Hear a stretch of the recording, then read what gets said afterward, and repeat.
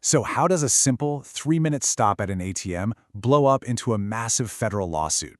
Well, it starts with a parking boot, a payment for $185, and a paper trail that would eventually challenge one of the biggest banks in the world. And the whole thing kicks off, as it so often does, with a phone call. Right, it all starts with this pretty tense 911 call. This is that exact moment where a totally normal day just takes a hard left turn. And it really captures the core of the conflict right away. You've got a citizen who is convinced his rights are being violated, and a private company just, taking the law into its own hands. Okay, so let's set the scene. We're at a Chase Bank in Norridge, Illinois. A guy named Ahab Alababidi just runs in to use the ATM.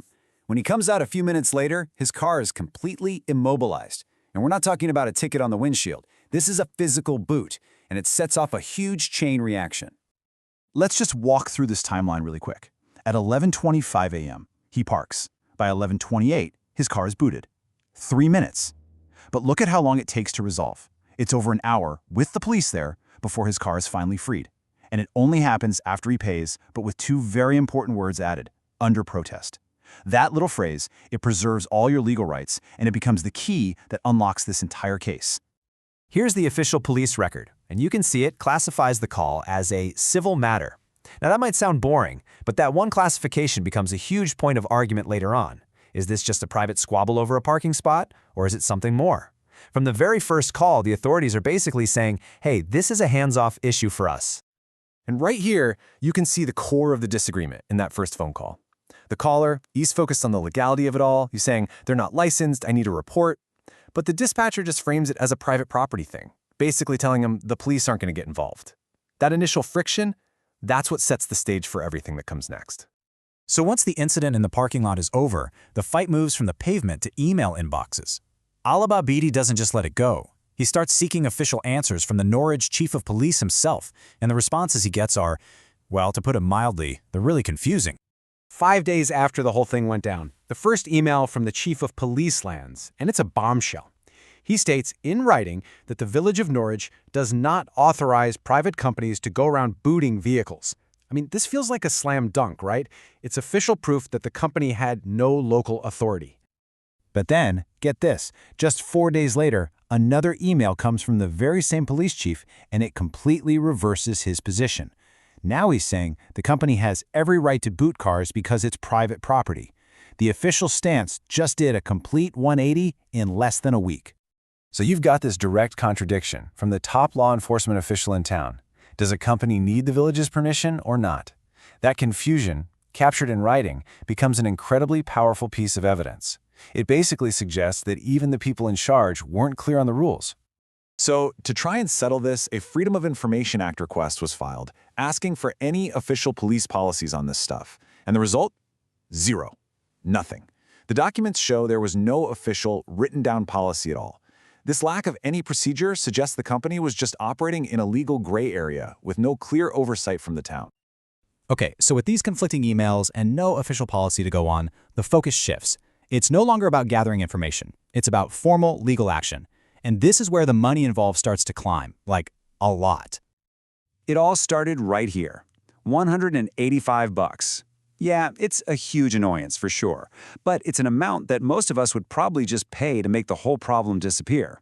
But because it was paid under protest, it became the seed for a much, much bigger claim. Less than a month later, look how much the stakes have jumped. A formal demand letter gets sent to Chase's legal department. The amount isn't just the booting fee anymore. Now it's $14,500. This new number accounts for serious legal claims like false imprisonment and all the time and stress the incident caused. And finally, when that demand isn't met, a formal complaint is filed in court. The amount in controversy now officially tops $50,000. We have gone from a pretty minor parking fee to a major civil lawsuit in just a few weeks. So what's this lawsuit even about? It's clearly not just about getting that $185 back. The complaint lays out several really serious legal claims or counts against both the parking company and, more importantly, against Chase Bank as the owner of the property. First up is false imprisonment. Now, I know it sounds dramatic, but legally, you don't actually need prison bars. The argument is pretty simple. By booting the car and blocking it in, the defendants unlawfully took away the driver's freedom of movement. He literally could not leave. His car, and by extension him, was trapped in that spot against his will. Next up is something called conversion. The easiest way to think about this is that it's the civil law version of theft. The claim is that the defendants took control of property that wasn't theirs. First the car, by booting it, and then the $1,850 they coerced out of him, without any legal right to do so.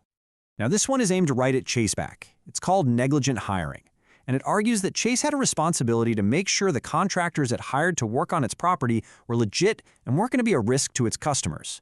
By hiring a company that was allegedly operating without the proper authority, the lawsuit says Chase failed in that duty.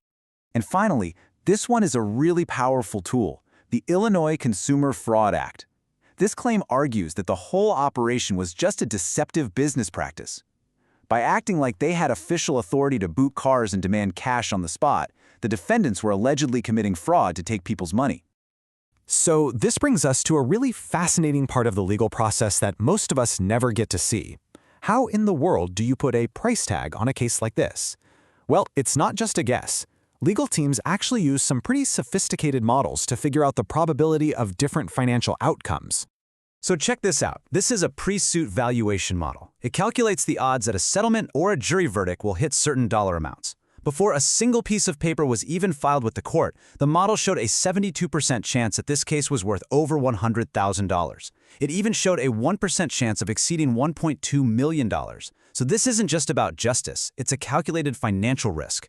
So what makes those numbers go up? It's all about the evidence you have. A simple doctor's note that links the stress of this incident to a health problem, that can push the value past $200,000. What if you add body cam footage of a cop telling you to just pay or get a ticket? That could take it past $400,000. And if you can prove a pattern of this happening to other people, you're looking at over $500,000. It's a strategic game of collecting proof. And you know, this really gets to the heart of the whole thing. The strength of this case wasn't born out of the anger in that parking lot. It was built piece by piece on a solid foundation of evidence, the call logs, those contradictory emails, the official FOIA requests. Every single step was documented, creating this meticulous paper trail that was impossible to ignore. This whole case really forces us to ask a pretty important question. I mean, we've all seen parking enforcement, right? But where is the line? At what point does a private company trying to protect its property cross over into unlawfully taking away a person's freedom and their property?